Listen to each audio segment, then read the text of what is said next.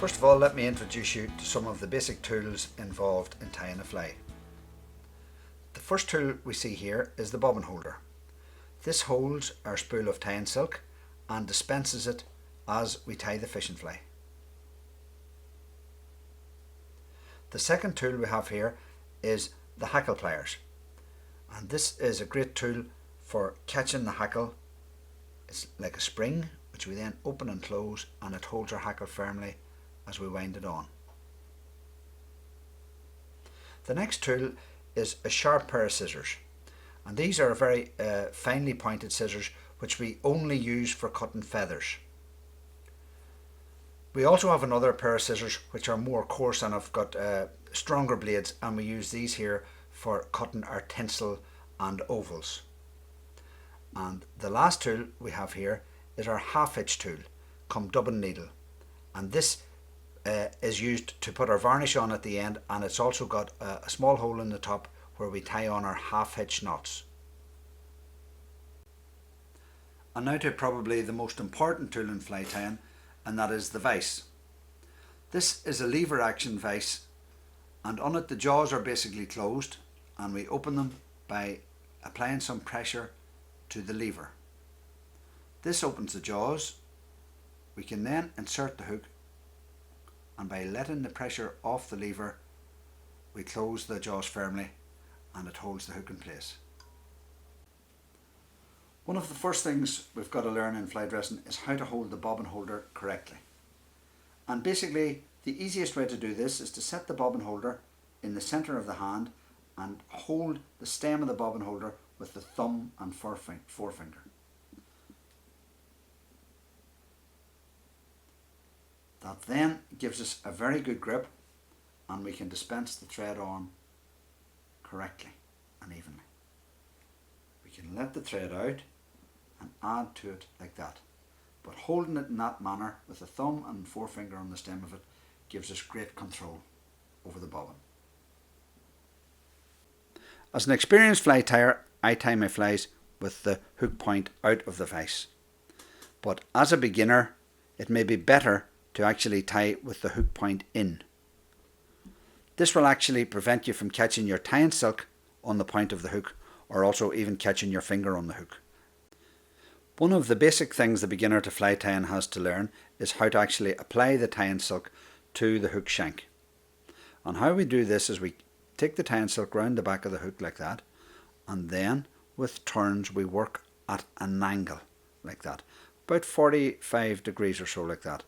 5 or 6 turns like that, and the tying silk is caught in, and we then just cut off the waist end and continue down the hook shank like that. This little tip involves tying in tails on trout flies, and what I do is I actually, in this case I'm tying in some tippet. I hold it on the near side of the hook shank, and with a very easy turn of tying silk I hold it in place.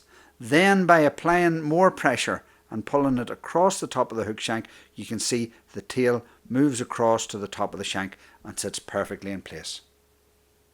One of the most important things in fly tying is the amount of tension or pressure we actually put on the tying silk, and this will affect how things are tied in. For example, if we're tying in a piece of wire and we hold the tying silk very taut, what happens is the piece of oval or gold wire will move away from the tying silk like this. The taut tying silk pushes the piece of wire away. So here, this is a problem that occurs when we're actually learning how to tie flies, and how we overcome this is we decrease the amount of tension. So we take a lot less tension, just very light tension, and we can see that the piece of wire is tied in a lot easier. Now this is a technique I use a lot. So again, if you hold the tying silk too taut, the piece of material you're trying to tie in will move away from it. Hold it easy like this, less tension, and you can see that the material will then be tied in a lot easier. The next tip involves applying dubbing. When I'm applying dubbing, I do so with my thumb and forefinger, and I will show you this without the dubbing first. The movement is like this. I rub my thumb over my forefinger in one direction only. The thumb is rubbed over the forefinger in one direction only and fairly tightly. Now when we take the dubbing, we apply the same movement, thumb over forefinger, squeezing the dubbing onto the tying silk like that. One direction only. We then let the dubbing down onto the hook shank and we wind it on.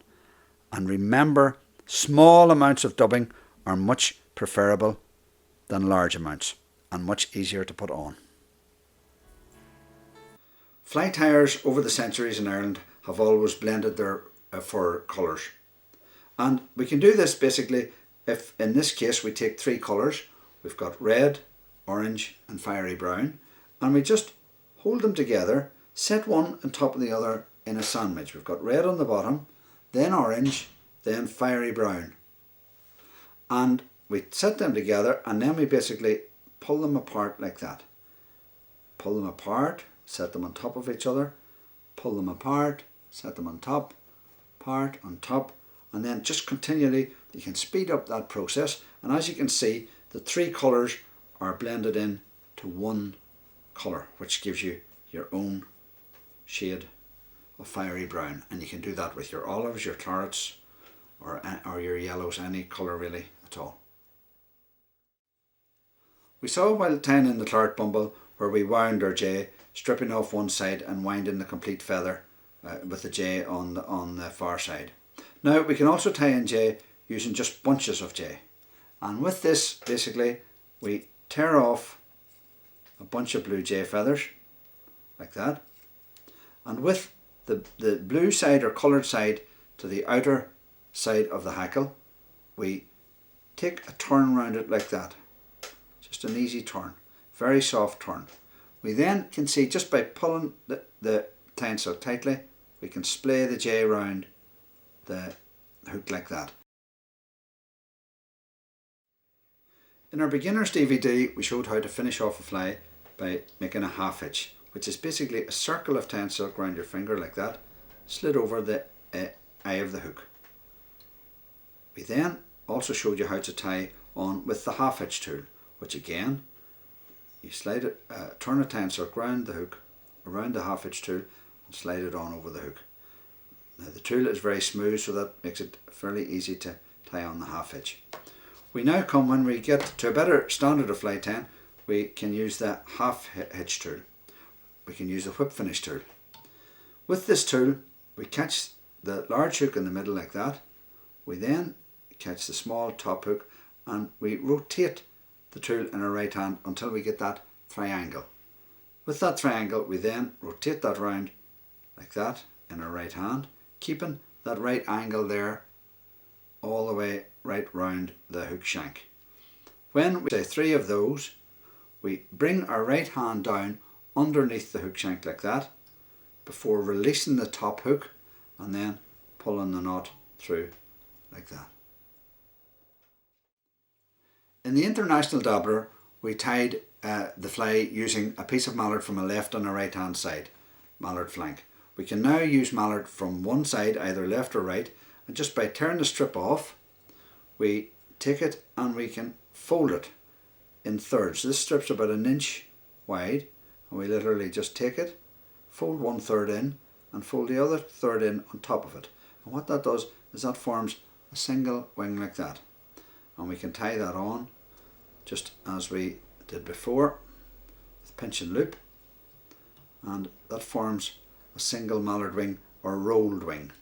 Now this is very useful for flies which have a lot of jay, maybe like a Connemara Black or an Invicta, because it reduces the bulk of